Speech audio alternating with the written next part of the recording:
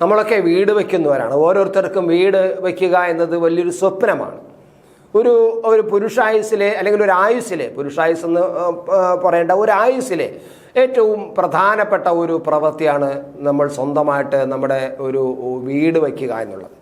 പക്ഷെ നമ്മൾ വീട് വയ്ക്കുമ്പോൾ വീട് വച്ച് പൂർത്തിയാക്കിയതിന് ശേഷമാണ് ഒരുപക്ഷെ പാല് കാച്ചിന് 1-2 ദിവസം മുമ്പാണ് നമ്മൾ വീട്ടിലേക്കുള്ള ഫർണിച്ചറുകൾ വാങ്ങുന്നത്. അല്ലാതെ ആദ്യമേ വീട് വയ്ക്കുന്നതിന് മുമ്പ് തന്നെ നമ്മൾ ഫൗണ്ടേഷൻ കുഴച്ചിടുന്നതിന് മുമ്പ് തന്നെ നമ്മൾ ഫർണിച്ചറുകൾ വാങ്ങി കൂട്ടാറില്ല. അങ്ങനെ വാങ്ങിച്ചാൽ തന്നെ ഈ ഫർണിച്ചർ എവിടെ കൊണ്ടുപോകുന്നുള്ളത് പ്രശ്നമുണ്ട്.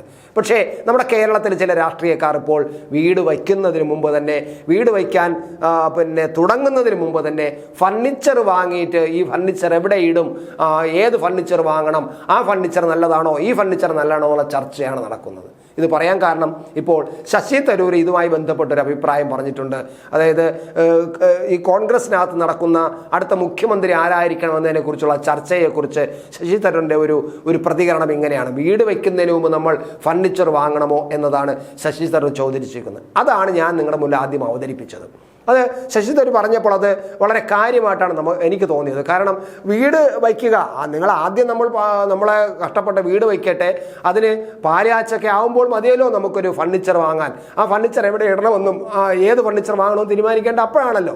കോൺഗ്രസ് അങ്ങനെയല്ല, നേരെ ഫർണിച്ചർ വാങ്ങുന്നതിനെക്കുറിച്ചും ഫർണിച്ചർ എന്ത് തരത്തിലുള്ള ഫർണിച്ചർ വേണമെന്നതിനെക്കുറിച്ചും ചർച്ച ചെയ്യുന്നു.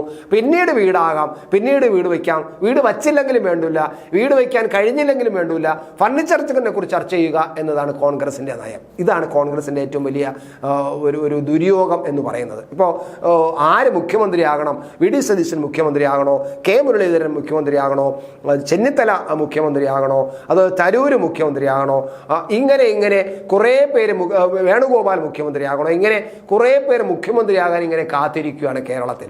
പക്ഷേ ജയിക്കുമോ തോൽക്കുമോ എന്നുള്ളതിനെ കുറിച്ച് അവർക്ക് യാതൊരു നിശ്ചയവുമില്ല.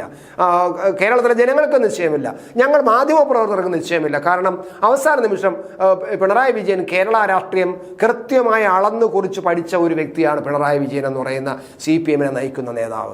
അദ്ദേഹത്തിന് എങ്ങനെ ഈ കേരള പൊളിറ്റിക്സിനെ തിരിച്ചു വളച്ചു കൊണ്ടുവരണം, തങ്ങൾക്ക് അനുകൂലമാക്കണമെന്നൊന്ന് വ്യക്തമായിട്ട് രാഷ്ട്രീയ തന്ത്രം അറിയാവുന്ന ഒരു വ്യക്തിയാണ് പിണറായി വിജയൻ. അദ്ദേഹത്തിന് ഈ തെരഞ്ഞെടുപ്പിന് തൊട്ട് മുമ്പ് എന്തൊക്കെ ചെയ്യണമെന്നും എന്തൊക്കെ ചെയ്യണ്ട എന്നുള്ളത് വ്യക്തമായിട്ട് ഇപ്പോഴേ ധാരണയുണ്ട്. എന്തിനാണ് ഇപ്പോൾ ഈ ജീവനക്കാർക്കുള്ളതും അവർക്കുള്ള ആനുകൂല്യങ്ങളും അവർക്കുള്ള ശമ്പളവും കുടിശ്ശികയും ഒന്നും കൊടുക്കാതെ പിടിച്ച് വെച്ച് മുന്നോട്ട് കൊണ്ടുപോകുന്നത്?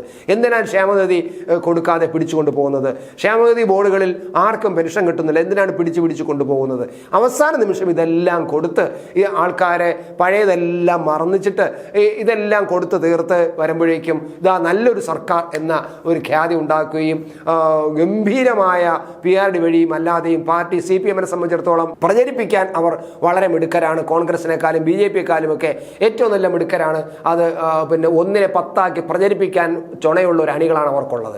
ഇതെല്ലാം അറിയാവുന്ന ആളാണ് പിണറായി വിജയൻ. അതുകൊണ്ട് അദ്ദേഹം അവസാന നിമിഷം ചെയ്യേണ്ട കാര്യങ്ങൾ ചെയ്യും, തിരിച്ച് വീണ്ടും വരാനുള്ള തന്ത്രങ്ങൾ അദ്ദേഹം ആവിഷ്കരിക്കും. പക്ഷെ ഇതൊന്നും തിരിച്ചറിഞ്ഞുകൂടാതെ, ഇതൊന്നും മനസ്സിലാക്കാതെ ഇവിടെ കോൺഗ്രസ്സുകാർ തമ്മിലടിക്കുകയാണ്, പോരടിക്കുകയാണ്.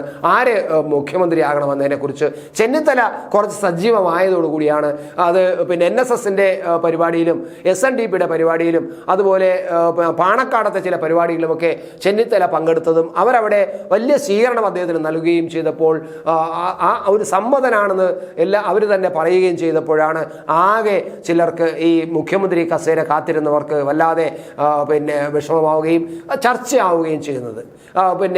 AK ആന്റണി കഴിഞ്ഞ ദിവസം പറഞ്ഞു കഴിഞ്ഞു, നിങ്ങൾ അതിനെക്കുറിച്ച് ചർച്ച ചെയ്യരുത്, ഇപ്പോൾ അധികാരം പിടിച്ചെടുക്കാൻ, ജയിക്കാൻ, ഇലക്ഷനിൽ മത്സരിക്കാനുള്ള തന്ത്രങ്ങളും അതിനെക്കുറിച്ചാണ് ചർച്ച ചെയ്യേണ്ടത്. ഞാൻ പറയാനുള്ള പറയുന്നത് ഇഷ്ടപ്പെടുന്നെങ്കിൽ ഇഷ്ടപ്പെട്ടാതെന്ന് അദ്ദേഹം പറയുന്നത്. അപ്പോൾ അത് പറയുമ്പോൾ തന്നെ അദ്ദേഹത്തിന് അറിയാം കോൺഗ്രസ്സുകാർ ചിലർക്ക് അത് ഇഷ്ടപ്പെടില്ല എന്ന് അദ്ദേഹത്തിന് അറിയാം. അതുകൊണ്ടാണ് ഞാൻ പറയാനുള്ള പറയുന്നത് നിങ്ങൾ ഇഷ്ടപ്പെടുന്നെങ്കിൽ ഇഷ്ടപ്പെട്ടാതെ എന്ന് പറഞ്ഞ്, അതുകൊണ്ടായിരിക്കാം. അല്ലെങ്കിൽ ഈ ഒരു സീനിയർ നേതാവ് എന്നുള്ളതിൽ അദ്ദേഹം പറഞ്ഞ് വയ്ക്കേണ്ടതാണ്, പക്ഷെ പറഞ്ഞു വയ്ക്കാതെ പറഞ്ഞു പോയതേ ഉള്ളൂ അദ്ദേഹം. അതാണ് കോൺഗ്രസിൻ്റെ ഒരു സംസ്കാരം എന്ന് പറയുന്നത്.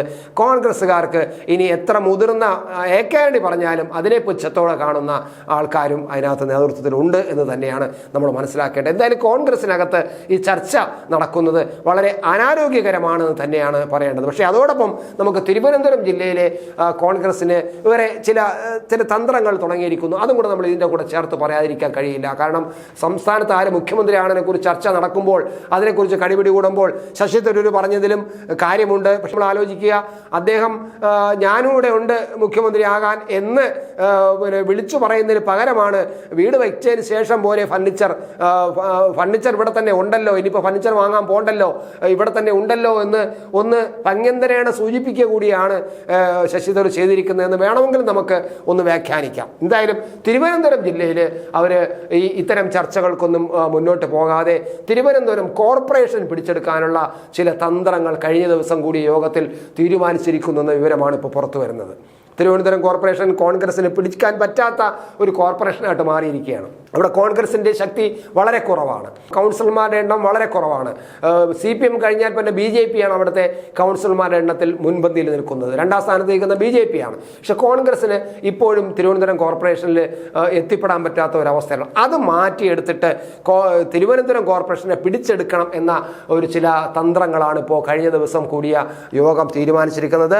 അതിൻ്റെ പ്രധാനപ്പെട്ട ദേശീയ നേതാവായ AICC സെക്രട്ടറി അറിവഴകൻ എന്ന് പറയുന്ന തമിഴ്നാട്ടുകാരൻ അറിവഴകന്റെ നേതൃത്വത്തിലാണ് അവിടെ ഒരു യോഗം കൂടിയിട്ട് ഉയർന്ന നേതാക്കളെ, അതായത് സീനിയറായ നേതാക്കളെ, അത് VS ശിവകുമാർ, K മോഹൻകുമാർ, ശബരിനാഥ്, ഇങ്ങനെ തുടങ്ങിയ കുറേ പ്രമുഖരായ പഴയ നേതാക്കളെ മുഴുവനും മത്സര രംഗത്തിറക്കണം എന്ന് ആണ് തീരുമാനിച്ചിരിക്കുന്നത്. MM ഹസനും ശശി തരൂരും K മുരളീധരനൊക്കെ പങ്കെടുത്ത യോഗത്തിലാണ് പാലോട് രവി, DCC പ്രസിഡന്റായ പാലോട് രവിയുടെ നേതൃത്വത്തിൽ ഇത്തരത്തിലൊരു ചർച്ച നടക്കുകയും തീരുമാനമെടുക്കുകയും ചെയ്തിരിക്കുന്നു അറിയുന്നു. അതിന് പ്രത്യേക തന്ത്രങ്ങളും അവർ ആവിഷ്കരിച്ചിരിക്കുന്നു. ഒരു കുറ്റപത്രം, തിരുവനന്തപുരം കോർപ്പറേഷനെതിരായിട്ടൊരു കുറ്റപത്രം തയ്യാറാക്കി അവതരിപ്പിച്ച് അതുമായിട്ട് മുന്നോട്ട് പോകാനാണ് അവർ തീരുമാനിച്ചിരിക്കുന്നത്. അതിൻ്റെ ഭാഗമായിട്ട് K മോഹൻകുമാറിനെ ചെയർമാനും അതുപോലെ ഒരു PK വേണുഗോപാലിനെ കൺവീനറുമായിട്ടൊരു കമ്മിറ്റി എടുത്തിട്ട് കുറ്റപത്രം തയ്യാറാക്കാൻ അവരെ ചുമതലപ്പെടുത്തി കഴിഞ്ഞു. അടുത്ത സമരപരിപാടികൾ, കോർപ്പറേഷനെതിരായിട്ടുള്ള സമരപരിപാടികൾ നടത്താൻ VS ശിവകുമാറിനെ ചുമതലപ്പെടുത്തി അദ്ദേഹം അതിന് നേതൃത്വം ഏറ്റെടുക്കും. പിന്നെ പ്രകടന പത്രിക വേണം. അങ്ങനെ പ്രകടന പത്രിക തയ്യാറാക്കാൻ വേണ്ടിയിട്ട് A വിൻസെന്റ് MLA ചുമതലപ്പെടുത്തി എന്ന് പറയുന്നു. അങ്ങനെ സംസ്ഥാന തലത്തിൽ മുഖ്യമന്ത്രി ആരാകണമെന്ന് ചർച്ച നടക്കുമ്പോൾ തിരുവനന്തപുരത്ത് വ്യത്യസ്തമായിട്ട് കോർപ്പറേഷൻ എങ്ങനെ പിടിച്ചെടുക്കാമെന്നതിനെ കുറിച്ചുള്ള തിരഞ്ഞെടുപ്പ് തന്ത്രം ആവിഷ്കരിക്കുന്ന ഒരു പ്രത്യേകതയാണ് അവിടെ കാണുന്നത്. ഓരോ ജീവിതവും ഓരോ കഥകളാണ്, വേറിട്ട കഥകളുടെ ഒരു കൂട്ടായ്മ. വേണമെങ്കിൽ നമുക്കതിനെ ഒരു നോവലെന്ന് പേരിടാം. അതുപോലൊരു നോവലല്ലേ നിങ്ങളുടെ ജീവിതവും? എന്താ, ശരിയല്ലേ? നിങ്ങളുടെ അനുഭവങ്ങൾ, കഥകൾ എന്തുമായിക്കൊള്ളട്ടെ, അത് കേൾക്കാൻ DNA ന്യൂസിലൂടെ ഞാൻ എത്തുന്നു. കഥ പോലൊരു ജീവിതം, അതിനായി ഞാൻ നിങ്ങൾക്ക് വേണ്ടി കാത്തിരിക്കുന്നു. നമുക്ക് ഒന്നിച്ച് കാണാം, കുറേ കാര്യങ്ങൾ സംസാരിക്കാം, വേദനകൾ പങ്കിടാം. നിങ്ങളുടെ വിഷയങ്ങൾ, അനുഭവങ്ങൾ അത് ഞങ്ങളെ അറിയിക്കേണ്ട വിലാസം താഴെ കൊടുക്കുന്നു.